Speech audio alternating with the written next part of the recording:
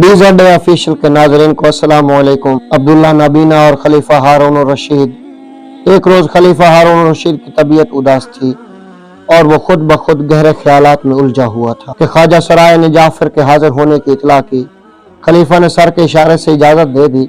जाफर अंदर आया और मामूल के मुताबिक सलाम किया, लेकिन हारून रशीद ने सिर्फ गर्दन उठाकर उसकी तरफ देखा और फिर अपने ख्यालात में गर्क हो गया। जाफर ने अर्ज किया, आज नसीब आदात तबीयत कैसी है? खलीफा ने एक आह सर्द भरकर कहा, जाफर, बाज़ औकात मेरे ख्यालात की रो ऐसे दूर दराज किस्सों तक चली जाती है कि परेशान हो जाता हूँ। ये तख्त खिलाफत, अमारत सब फना होने वाले हैं और मैं दिल बर्दाश्ता होकर ये चाहने लगता हूँ कि कहीं ऐसी जगह निकल जाऊं जहाँ रूह को सुकून हो जाए। गो मुझको खुद भी ये नहीं मालूम कि सुकून किस चीज से मिलेगा। जाफर ने कहा, यह हमारी फितरत का तकाजा है कि हमें बाज़ औक़ात ला मालूम की तलाश हुआ करती है, लेकिन मैं आज फलसफा की गुफ्तगू की बजाय ये याद दहानी कराने आया हूँ कि आज आपने लिबास तब्दील करके मज़ाफ़ात शहर की हालत देखने का इरादा फरमाया था। मेरे ख्याल में अगर आप तशरीफ ले चले तो तबीयत बहल जाएगी। खलीफा ने कहा, ठीक है, चलो। चुनाचा उसी वक्त मसरूर ख्वाजा सराह को तलब करके खलीफा ने लिबास तब्दील किया और तीनों चोर रास्ते से निकलकर शहर की तरफ रवाना हो गए। फिरते फिरते उन्हें रास्ते में एक गदागर मिला जो नाबीना था। उसने खुदा के नाम पर सवाल किया। खलीफा ने 1 दीनार दे दिया। गदागर ने दामन पकड़कर कहा कि अब मेरे मुंह पर एक चपेड़ भी मारते जाओ। खलीफा ने तज्जुब से पूछा, क्यों? अंधा फकीर कहने लगा, बाबा, कोई तो वजह जरूर होगी। अगर तुम्हें खैरात देनी है तो चपेड़ भी मारनी पड़ेगी, वरना ये अपना दीनार वापस ले लो। बादशाह ने एक हल्का सा चपेड़ मार दिया और मसरूर से कहा, सुबह को इसे दरबार में हाजिर करना। मसरूर ने फकीर से उसका पता दरियाफ्त कर लिया। उसके बाद आगे रवाना हो गए।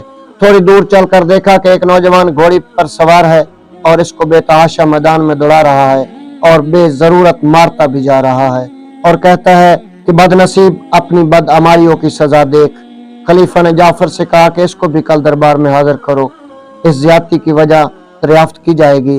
जाफर उस नौजवान को इशारे से ठहराया और बताया कि तुम्हें कल खलीफा वक्त ने दरबार में तलब किया है। अगर तामील हुक्म से गुरेज किया तो नतीजा के जिम्मेदार तुम खुद होगे। फिर वहां से दूसरी तरफ रवाना हुए और घूमते हुए एक आलीशान मकान के सामने खड़े होकर खलीफा ने कहा कि दरियाफ्त करो किसका मकान है और मालिक के मुतल्लिक अहले मोहल्ला की क्या राय है। मसरूर ने चंद लोगों से हालात मालूम करके अर्ज किया, यह मकान हसन खब्बाल का है। चंद साल पहले वह बहुत गरीब आदमी था और रस्सियां बांट कर अपनी गुजर औकात करता था।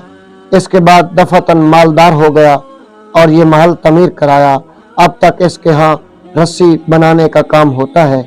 अहले मोहल्ला के साथ सिला रहमी के साथ पेश आता है, उनके दुख दर्द में शरीक गरीब बेवाओं की इमदाद करता है। खलीफा ने हुक्म दिया कि सुबह को उसे भी दरबार में हाजिर किया जाए। अब रात काफी जा चुकी, इसलिए सब सराय को वापस हुए। खलीफा ने भी आराम फरमाया। सुबह हस्ब मामूल हारून रशीद की तबीयत बशाश थी। अमूर मुल्की और माली से फरागत के बाद जब सिर्फ खास आदमी रह गए तो उसने रात वाले आदमियों को तलब किया। जाफर ने तीनों को बुलाकर बिठा रखा था। चुनाचा खलीफा के सामने पेश कर दिए गए। सबसे पहले खलीफा ने अंधे फकीर से पूछा कि तुम खैरात लेकर चपेड़ मारने पर क्यों इसरार करते हो? हालात सही बयान करना, वरना तुम्हें कत्ल करा दूंगा। अंधा आगे बढ़ा और दुआए दराजी इकबाल देकर कहने लगा, हजूर, मेरा नाम अब्दुल्ला है और मैं यहीं बगदाद का रहने वाला हूँ। बाप के मरने के बाद बुरी सोबत में पड़कर मैंने अपना कुल असासा बर्बाद कर दिया। जब तंगी ज्यादती हुई तो मैंने अपनी बीवी के मशवरे से 2 ऊंट खरीद कर बारबरदारी का काम शुरू कर दिया। खुदा ने भी करम किया और मुझे कुल मुनाफा होने लगा, यहाँ तक कि मेरे पास 100 ऊंट हो गए और मैं काफी आसूदगी से जिंदगी बसर करने लगा। खूब आराम से जिंदगी गुजरती रही। एक रोज मैं किसी सुदागर का माल बसरे पहुंचाकर वापस बगदाद आ रहा था। गर्मी की शिद्दत से परेशान होकर एक दरख्त के नीचे दम लेने को लेट गया और ऊंटों को भी रस्सी से बांधकर खाने पीने के लिए छोड़ दिया। मुझे बैठे हुए ज्यादा देर नहीं गुजरी थी कि एक दरवेश उधर से गुजरा और मुझे बैठा हुआ देखकर खुद भी मेरे पास चला आया। सलाम दुआ के बाद हम बातें करने लगे, फिर खाना खाया। इसी इसना में दरवेश कहने लगा कि यहाँ से करीब ही एक इतना बड़ा खजाना है कि अगर तुम अपने सारे ऊँट भी लाद लो फिर भी उसमें कोई कमी नहीं नजर आएगी। मैंने कहा अगर मुझे खजाना तक ले चले तो मैं भी ज़र्र जवाहर भर लूं और आपको भी एक ऊँट दे दूंगा। दरवेश ने कहा अगर तुम आधे ऊँट मुझे दे दो तो मैं बेशक तुम्हें वो खजाना बता सकता हूँ। मैंने अपने दिल में यह ख्याल किया कि इस वक्त 80 ऊँट तेरे पास हैं, 40 ऊँटों पर लादा हुआ ज़र्र जवाहरात तेरी 7 पुश्तों तक काफी है। ये सोचकर मैंने उसे आधे ऊँट देने को कह दिया। उस दरवेश ने कहा अपने ऊँट जमा कर लो और मेरे साथ चलो। मैंने अपने ऊँटों की महार पकड़ी और दरवेश के साथ हो लिया। आगे आगे दरवेश और उसके पीछे ऊँटों को लिए हुए मैं एक दर्रे के करीब आए।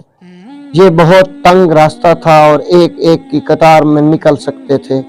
इसमें हमें काफी वक्त लगा। दर्रे से निकलकर हमें एक मैदान मिला जो चारों तरफ से पहाड़ों में घिरा हुआ था। यहाँ पहुंचकर दरवेश ने कहा कि अपने ऊँटों को बिठा दो। मैंने ऊँट बिठा दिए। इतने में दरवेश ने चंद लकड़ियां जमा करके आग जलाई और कुछ मंत्र पढ़ना शुरू कर दिया। दफतन कुछ जल्जले की कफियत पैदा हुई और जमीन फटकर एक खुशनुमा दरवाजा नमूदार हो गया। उसके बाद मैं और दरवेश अंदर आ गए तो देखा इसमें लातादाद ज़र्र जवाहर सोने के अंबार थे। मैंने माल ऊँटों पर लादना शुरू कर दिया और जितना ज्यादा से ज्यादा ऊँट बोझ उठा सकते थे मैंने भर लिया। दरवेश ने वहीं से एक डबिया उठाकर अपनी जेब में रख ली। फिर हम बाहर निकल आए। दरवेश ने कुछ पढ़ा और दरवाजा उसी तरह गायब होकर जमीन हमवार हो गई। हम ऊँटों को लेकर चले और दर्रे से निकलकर शाहरा पर आ गए। मैंने 40 ऊँट दरवेश के हवाले किए और 40 ऊँट खुद लेकर चल दिया।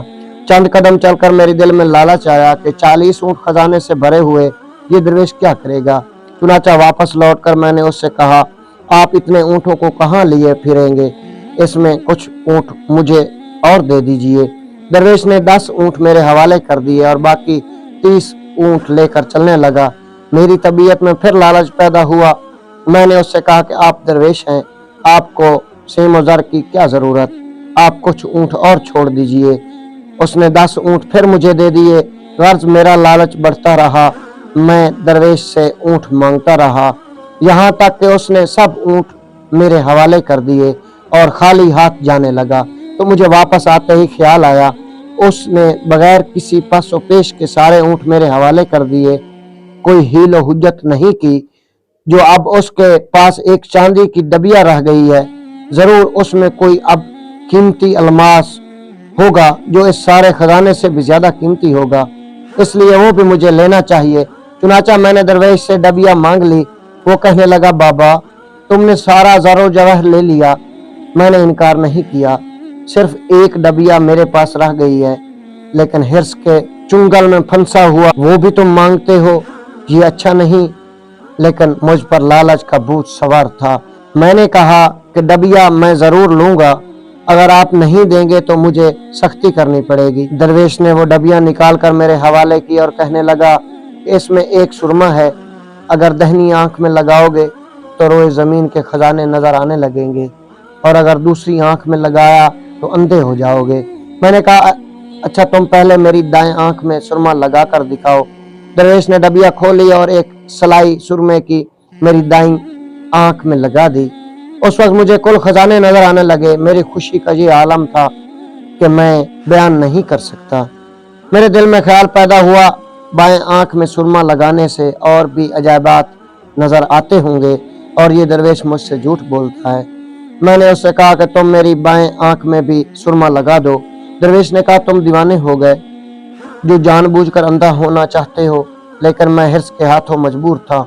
उससे कहने लगा कि तुम्हें इससे क्या, जो मैं कहता हूँ कर दो। दरवेश ने बहुत मना किया लेकिन मैं न माना।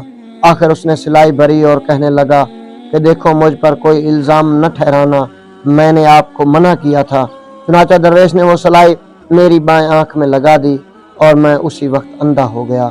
जिस वक्त मेरी बिनाई जाती रही, धाड़े मारकर रोने लगा और दरवेश के आगे हाथ जोड़कर फरियाद की कि मुझसे सारा माल और ज़र ले लो, लेकिन किसी तरह मेरी आंखें अच्छी कर दो। थोड़ी देर तक वो खामोश रहा। उसके बाद कहने लगा कि बाबा तुम्हारी बिनाई वापस लाना मेरे इख्तियार में नहीं, मैंने तुम्हें मना किया लेकिन तुम नहीं माने। अब जाओ और जिंदगी भर धक्के खाते फिरो। अब तुम्हारा सिर्फ ये काम है कि भीख मांग लो और पेट भर लो। उसके बाद उसने डबिया मेरे हाथ से ले ली और ऊँटों की मुहार थाम कर चल दिया। मैं कई दिन पहाड़ों में धक्के खाता रहा। फिर खुदा जाने किस तरह राह गुजर पर आया। वहां से कोई काफिला गुजर रहा था। वो मुझे अपने साथ ले आया और उस रोज से मैं भीख मांगता फिरता हूँ। अगर कोई मुझे खुदा के नाम पर कुछ देता है तो उसे ये कहता हूँ कि मुझे एक थप्पड़ या जूता भी मार दे। और इस तरह मैं अपने इस लालच की सजा देता हूँ जिसके नतीजे में इस हाल को पहुँचा। खलीफा ने उसका किस्सा सुनकर कहा कि बेशक तुम्हारी दास्तान अजीब है। खैर आइंदा तुम भीख न मांगा करो। बैतुल माल से तुमको इतना मिल जाया करेगा कि तुम्हारी गुजर हो जाएगी। अब्दुल्ला खलीफा का शुक्रिया अदा करके अदब से एक तरफ खड़ा हो गया। तो नाजरीन, ये किस्सा आपको पसंद आया होगा। अगर पसंद आए तो हमारे साथ जुड़े रहिएगा। अगले एपिसोड तक इजाज़त दीजिए। अल्लाह हाफिज।